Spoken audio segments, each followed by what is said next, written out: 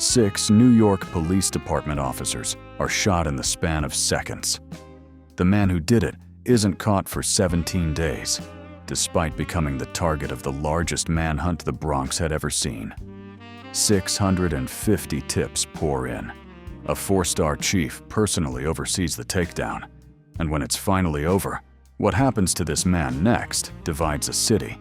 And it isn't what anyone expects. The Voice of Gotham, with Pat Brosnan.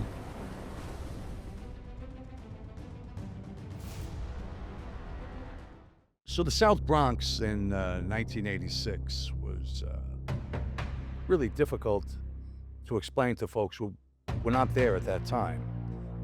It was almost a barbarized version in some ways of Beirut. There was over 100,000 robberies, 2,200 murders, and in the South Bronx, which was literally on fire, there was a really, really bad guy, and that's a really bad guy in the middle of lots of bad guys. He had a lot of competition for the top bad guy spot. The #1 spot, I would say, was Larry Davis. Every cop in the Bronx knew his name. Naming him was the easy part. And he was a killer. He had murdered a bunch of people, including a quadruple homicide, 4 dead in one apartment at one time in the South Bronx. And every detective in the Bronx knew him. Everybody knew who he was, and he was really #1 public enemy in many, many ways, certainly in the Bronx during that time. I was in the robbery squad at the time with my partner, John Fleming, and Kevin Tracy, and Eddie Murphy.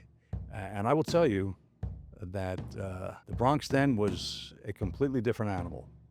And Larry Davis was an absolute wrecking ball of violence and shooting and murders and robberies leading up to the shooting on November 19th, 1986. Police already tied him to 7 murders. It started as a routine warrant. It didn't stay that way. And on that date, on November 19th, 1986, at 1231 Fulton Avenue, over in the confines of the 41st Precinct, Fort Apache, Regina Lewis had an apartment, a stepsister of Larry Davis. And the Bronx detectives and emergency service unit, the SWAT guys, went over to that apartment on Fulton Avenue, served the warrant, smashed the door down. He opened fire on these officers, and in the chaos left behind, we had 6 officers shot, a couple very, very seriously, and that began the manhunt. Police fired 24 rounds.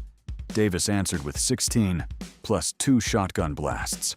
6 cops down. 1 killer gone into the night. What came next was the largest manhunt the Bronx had ever seen. Now, the manhunt for Larry Davis was a citywide dragnet. Was all hands on deck. It was hundreds of detectives and police officers and SWAT team members, ESU members, as well as supporting agencies. Everybody was on the hunt for Larry Davis. He had shot 6 cops, and they were desperate to get him. We had his photo in our pocket. We had his photos in the unmarked vehicles. A lot of police officers had his photo inside their hat. It was a full-blown dragnet manhunt for really a mad dog attempted cop killer who had shot 6 cops. And everything was on the table. I recall myself and John leveraging a lot of our informants. We had a very robust network of snitches that we paid out of our pocket. Every lead came back empty.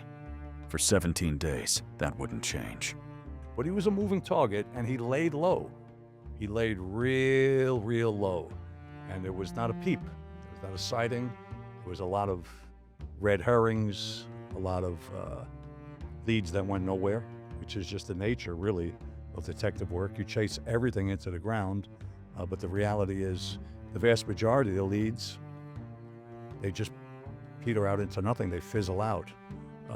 We had a number of different apartments, what we believe to be safe houses for Larry, under surveillance continuously. And as much as we could, we smashed those doors down and tried to find him. That was the whole idea of the hunt. And of course, when you smash doors down in the South Bronx back in the 80s, you invariably came up with drugs and guns and other bad guys, who of course we locked up and tossed into Rikers. So finally, 17 days later, we had the arrest. December 5th and 6th, 1986. It took a long time because Larry Davis, in true form, took some hostages. 17 days of nothing ended 2 blocks from the precinct house. This time, Davis didn't come out shooting. He wound up being in what he thought was a safe apartment within the confines of the 46th precinct, right off of Webster Avenue. And then finally, the lead came in. The apartment was hit, but there was a standoff. He decided to take some hostages. My belief has always been that he was a complete coward and a punk. We know that, that's well established. But he really didn't want to die. And he knew the chances of him surviving another shootout with the New York's finest was exactly 0. A coward, cornered, buying time with hostages. The city was about to send its highest-ranking man to end it. He took hostages over at 365 East 183 and set up negotiations and had a bunch of people involved and back and forth. And I remember myself and Fleming were in my undercover van, parked immediately outside 365 East 183.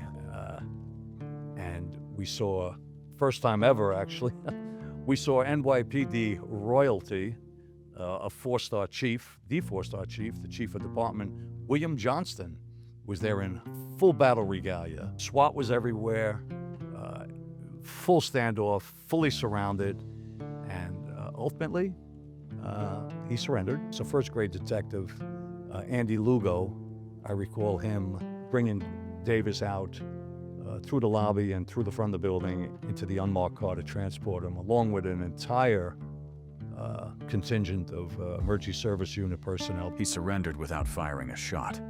What the system did with him next, almost nobody saw coming. The trial was very, very sensational. It was really a very big deal at the time. That trial was Bronx Supreme Court down 161st Street.